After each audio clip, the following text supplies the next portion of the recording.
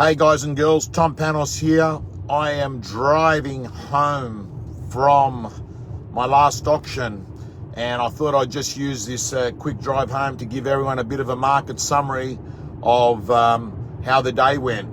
So let's get this audience building up. Letting you know it was a surprisingly very strong positive day of auctions. Just when everyone thought, hey, this market is tumbling, let me tell you, today's results, 13 out of 17. That's exactly right. 13 out of 17 auctions. And to me, it's becoming very clear. Vendors have started to meet the marketplace.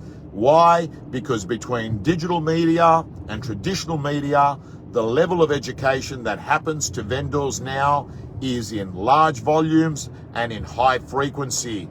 And not only that, many vendors did reduce their price because they want to go on holidays knowing that their property's sold, not knowing what the market's going to be like next year. But I've got to tell you, some of the results were absolutely massive.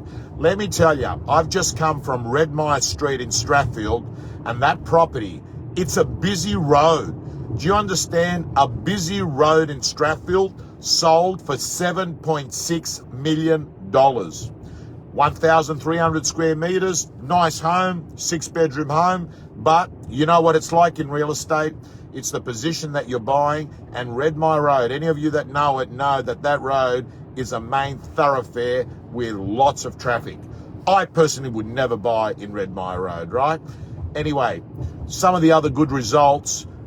Anyway, I'm not going to go through all the results, but what I'll tell you, it's really clear to me. Houses are still hot, man. Houses are still hot. Now, if you're not close to your bidders before an auction, and if you haven't built trust with your vendor, and what does that look like?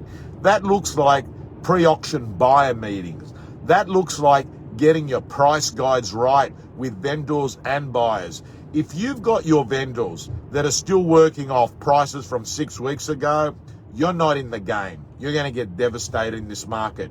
You're going to go to Christmas and you're going to have a heap of stock sitting on there, overpriced turkeys. But if you're intelligent enough to actually be speaking to vendors and explaining to them, hey, listen, the hype's gone. But that's great news because the hype's also gone for their next purchase, which most people are buying, right? Sure, there's some people that aren't, but most people are. The hype's gone as a seller. The hype's gone as a buyer. Guess what? You're in exactly the same spot. End of story. So kia ora to those that are coming on from New Zealand. I see it.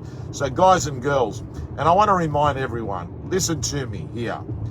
In nearly all instances in real estate, it doesn't matter what the market is doing. Why? Because people generally sell for lifestyle reasons.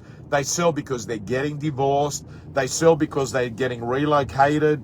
They're selling because they want to move into a catchment of a school. They're selling because they need more space. They're selling because they're downgrading. They're selling because it's a tree change, a seed change. They're selling because they want to live next to the mother-in-law to look after the kids.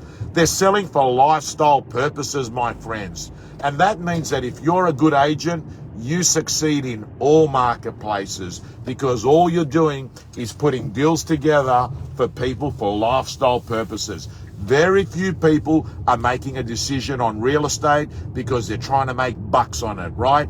That's for the share market. The majority of people in real estate are making decisions for lifestyle purposes. So you should have full confidence if you're an agent that your life is dependent on your skills. Don't hope the market is better. Hope you're better, my friends. That's what I say. Anyway, long day. I'm calling it a day. I'm going to go in and I'm going to have a couple of stone and woods.